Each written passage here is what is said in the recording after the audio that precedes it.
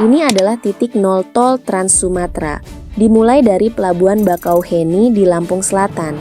Tahun 2022 sempat diputuskan bahwa proyek jalan tol Trans Sumatera batal sampai ke Aceh, provinsi paling utara Indonesia. Tol ini adalah salah satu tol terpanjang di Asia Tenggara dengan panjang keseluruhannya mencapai 2.704 km. Tol ini nantinya akan menghubungkan Bakauheni Lampung hingga Aceh di Sumatera Selatan. Tapi akhir-akhir ini, PT Hutama Karya memastikan penyelesaian jalan tol Trans Sumatera sesuai rencana. Benarkah demikian? Mari kita cari tahu.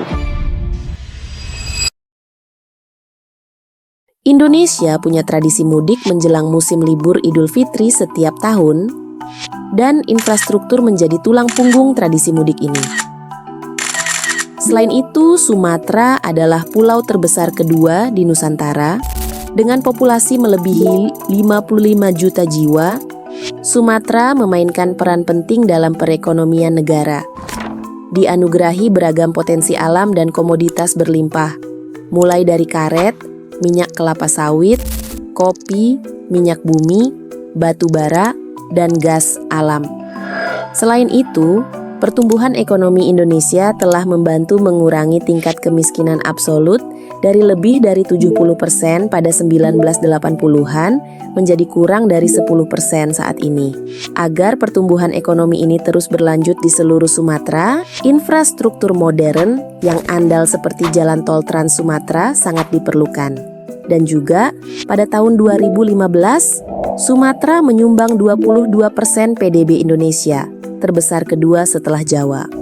Oleh karena itu, infrastruktur ini menjadi bagian penting dalam pengembangan pariwisata, transportasi, dan industri di pulau ini. Tetapi, bagaimana sebenarnya awal perencanaan tol Trans Sumatera ini? Proyek ini awalnya diinisiasi pemerintah melalui program Master Plan Percepatan dan Perluasan Pembangunan Ekonomi Indonesia tahun 2010.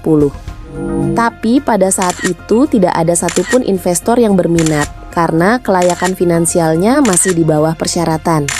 Hingga akhir pada tahun 2014, di masa Presiden Jokowi, diambil alih pemerintah dengan penugasan pada PT Hutama Karya dengan konsesi 40 tahun.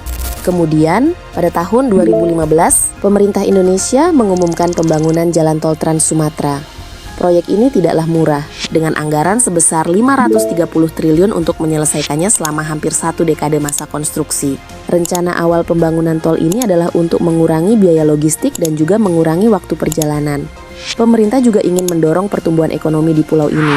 Tentu saja rencana ini sangat besar. Jalan ini akan membentang hampir 3.000 km dari Pelabuhan Bakauheni di selatan hingga kota Banda Aceh di utara.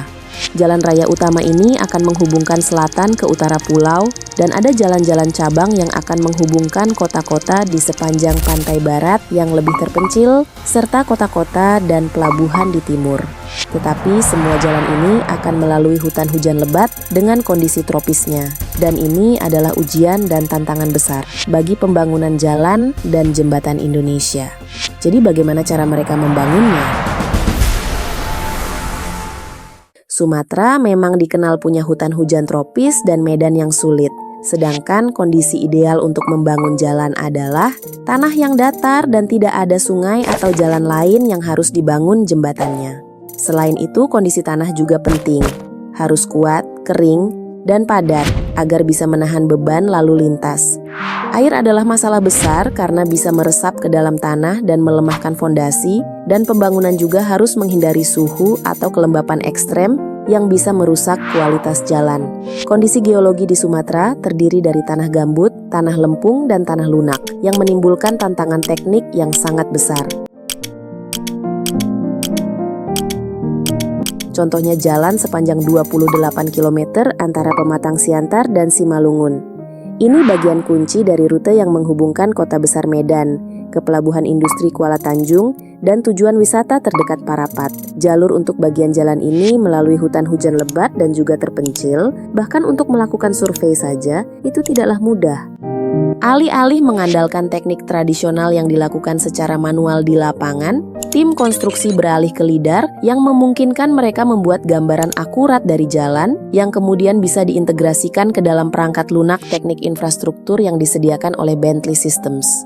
LiDAR mirip dengan radar dan sonar, mengirimkan sinyal menuju objek dan mengukur waktu untuk kembali guna menghitung jaraknya. Dengan hampir 1,5 juta pengukuran setiap detik, data yang dihasilkan bisa membuat gambaran yang sangat akurat dari tanah. Survei LiDAR biasanya dilakukan dari pesawat, tetapi itu dianggap mahal dan tidak praktis untuk jalan Trans Sumatera. Sebagai gantinya, tim menggunakan drone memetakan tanah dengan toleransi 25 cm di sepanjang rute. Selain akurasi, LiDAR juga memiliki keuntungan lain, yaitu menggunakan sinar laser daripada gelombang suara atau radio. Sinar laser bisa menembus vegetasi lunak, dan kekuatan sinar yang kembali diukur untuk memberi gambaran 3 dimensi dari area survei, memungkinkan tim memetakan hutan lebat. Hasilnya adalah waktu survei untuk bagian jalan ini hanya 28 hari, hampir 100 hari lebih cepat dari yang direncanakan. Selain kondisi di atas tanah, tim juga harus bekerja di tanah lunak di bawah situs konstruksi. Sampel menunjukkan area tanah lunak dan lempung sedalam 13 meter. Untuk menambah stabilitas jalan, membran kain yang dikenal sebagai geotekstil ditempatkan di bawah timbunan setebal 6 meter. Ini membantu filtrasi air dan mengurangi tekanan pada tanah lunak di bawahnya. Pengelolaan proyek ini melibatkan semuanya, mulai dari sampel tanah hingga pemetaan LiDAR, membutuhkan alat canggih untuk memahami banyaknya data. Untuk ini, tim di Hutama menggunakan perangkat lunak dari Bentley, yang telah menjadi pemimpin industri dunia dalam perangkat lunak teknik infrastruktur. Perangkat lunak Bentley mampu menggabungkan data dari berbagai sumber, seperti pemindaian LiDAR untuk membuat model digital lengkap dari proyek, memungkinkan tim proyek memvisualisasikan pekerjaan dalam berbagai cara. Luminar Bentley digunakan untuk membuat visualisasi jalan yang sangat penting untuk mengidentifikasi masalah dan menampilkannya dengan cara yang sangat visual. Dalam kasus ini, rute yang direncanakan berbenturan dengan jalan yang ada, dan visualisasi digunakan agar dengan cepat dapat mengidentifikasi kebutuhan untuk ketinggian jembatan. Untuk proyek yang bergantung pada dana negara, solusi teknologi canggih seperti ini sangat penting untuk menekan biaya. Dan ketika jalan ini selesai, akan ada manfaat besar bagi ekonomi Sumatera serta industri pariwisata yang sedang berkembang. Namun, siapa yang benar-benar akan diuntungkan dari perkembangan ekonomi itu? Pulau ini memiliki kekayaan mineral yang besar dan dulunya mendapatkan julukan sebagai Pulau Emas.